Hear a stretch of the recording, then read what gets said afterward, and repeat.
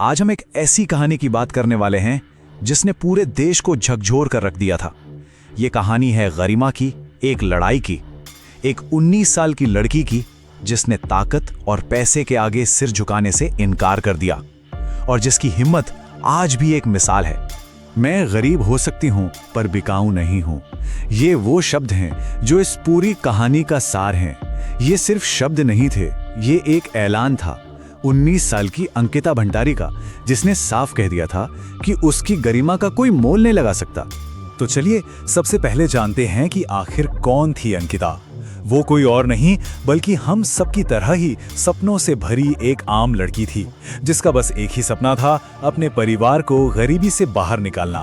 पौड़ी गढ़वाल के एक छोटे से गांव से आई 19 साल की अंकिता। उसका मकसद सीधा सा था, नौकरी करके अपने परिवार को संभालना। वो सिर्फ एक पीड़िता नहीं थी, वो एक महत्वाकांक्षी लड़की थी जो अपने सपनों को पूरा करने के लिए घर से निकली थी। और यही सपने अंकिता को वनंतरा रिजॉर्ट तक ले आए। बाहर से एक बेहद खूबसूरत दिखने वाली जगह, लेकिन इस खूबसूरती के पीछे एक बहुत ही घिनौना और अंधेरा सच छिपा हुआ था। यहीं से कहानी का सबसे स्याह पन्ना खुलता है। एक तरफ था रिजॉर्ट का मालिक पुलकित आर्य, जिसके पीछे एक ताकतवर राजनीतिक परिवार का हाथ था, और दूसरी तरफ थी एक नई युवा कर्मचारी। ये जो ताकत का असंतुलन था वो बहुत ही खतरनाक साबित हुआ।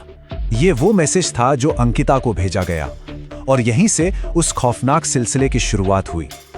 उससे जो करने को कहा जा रहा था वो उसकी नौकरी का हिस्सा नहीं था, बल्कि एक ऐसी घटिया मांग थी जिसे अंकिता ने एक पल में ठुकरा दिया। और आप देखिए कि कैसे देखते ही देखते कुछ ही दिनों के अंदर सब कुछ बदल गया। जो कहानी दबाव से शुरू हुई थी वो महज कुछ दिनों में एक भयानक अंत तक पहुंच गई। पहले हत्या की गई, फिर मामले को दबाने के लिए गुमशुदगी की झूठी रिपोर्ट लिखाई गई। जब अंकिता ने उनकी बात मानने से इनकार कर दिया और रिजॉर्ट में चल रहे गलत कामों का पर्दाफाश करने की धमकी दी, तो अपने राज खुलने के डर से पुलकित आर्य और उसके साथियों ने उसे चीला नहर में धकेल दिया।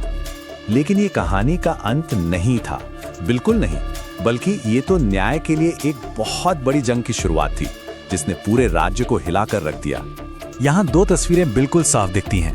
एक तरफ थी सिस्टम की शुरुआती लापरवाही और दूसरी तरफ था जनता का जबरदस्त और एकजुट गुस्सा जो सड़कों पर उतर आया। लोगों का ये गुस्सा एक ऐसी ताकत बन गया जिसे रोक पाना मुश्किल था। सड़कें जाम हो गईं, रिजॉर्ट्स में आग लगा दी गई और हर तरफ से सरकार पर दोषियों को पकड़ने का दबाव बढ़ने लगा। पूरा देश इस खबर को देख रहा था, और जनता के इसी भारी दबाव का नतीजा था कि आखिरकार सरकार को एक स्पेशल इन्वेस्टिगेशन टीम यानी एसआईटी बनानी पड़ी। ये एक बहुत बड़ा और जरूरी कदम था, क्योंकि अब मामला एक विशेषज्ञ टीम के हाथों में था। कहते हैं सच कभी छिपता नहीं, और इस केस में सच छिपा था अंकिता के ही फोन में। उसके वो व्हाट्सएप मैसेज जो उसने अपने दोस्त को भेजे थे, वही इस केस का सबसे बड़ा और अकाट्य सबूत बने। अंकिता के ही शब्द अदालत में उसकी आवाज बन गए। सड़कों पर हुई जंग के बाद अब लड़ाई अदालत के अंदर लड़ी जानी थी। एक लंबी कानूनी प्रक्रिया शुरू हुई जहां सारे सबूतों को एक एक करके सामने रखा गया। 100, ये कोई छोटा मोटा आंकड़ा नहीं है। लगभग 100 गवाहों ने इस केस में गवाही दी। इससे आप अंदाजा लगा सकते हैं कि आरोपियों के खिलाफ केस को मजबूत बनाने के लिए कितनी गहराई से जांच की गई।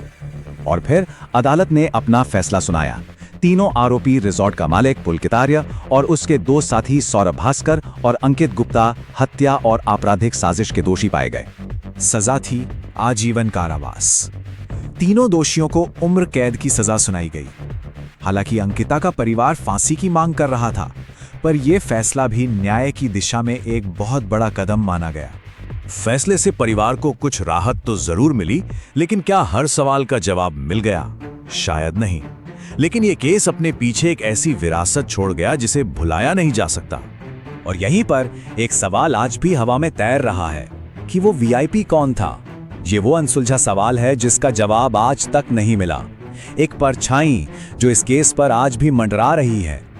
लेकिन एक बात साफ है, अंकिता का बलिदान बेकार नहीं गया।